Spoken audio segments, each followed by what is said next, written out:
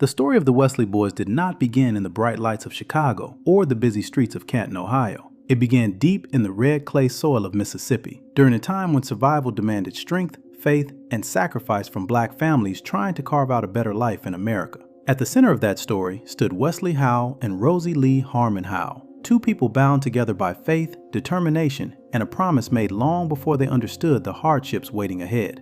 Wesley Howell was born on September 4, 1920, in Kosciuszko, the same small Mississippi town that would later become famous as the hometown of Oprah Winfrey. Life in rural Mississippi during the 1920s and 1930s was unforgiving for black families. Cotton fields stretched for miles, and opportunity was scarce. Yet even as a young boy, Wesley carried himself with quiet confidence and determination. Not far away, in Canton, Rosie Lee Harmon was born in 1925. While Wesley learned toughness in the fields, Rosie Lee learned faith in the church pews. She grew up attending church every Sunday, teaching Sunday school, and helping neighbors in her community. People admired her gentle spirit and strong moral character. She believed family and faith could carry people through anything. As teenagers, Wesley and Rosie Lee crossed paths often. Friends and family would later laugh about how Wesley followed Rosie Lee everywhere she went. One afternoon, while standing outside after church beneath the warm Mississippi sun, Rosie Lee smiled and told him words he would never forget.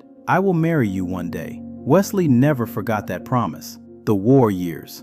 By the early 1940s, the world was changing rapidly. World War II had drawn millions of young Americans into military service, including black men searching not only for opportunity, but dignity and respect. On December 13, 1942, at just 22 years old, Wesley joined the United States Army as a military police officer. He was stationed at Camp Shelby, where he served for 2 years, 6 months, and 11 days. Army life was difficult, especially for black servicemen serving in segregated units during that era, but Wesley remained disciplined and focused. Through letters and occasional visits, he stayed connected to Rosie Lee back home. And true to his word, Wesley kept his promise. On October 16, 1943, during his military service, Wesley and Rosie Lee were married in Canton. The ceremony was simple, but their love was powerful. They were young, hopeful, and determined to build something greater than the world had offered them so far, the modern middle-age passage. Like thousands of black families escaping the harsh realities of the Jim Crow South, Wesley and Rosie Lee joined what many would later call the Second Great Migration,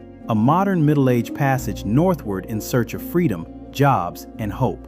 They left behind cotton fields, racial violence, and communities where black families lived under constant fear. In Mississippi, hard work rarely brought advancement. Picking cotton from sunrise to sunset barely provided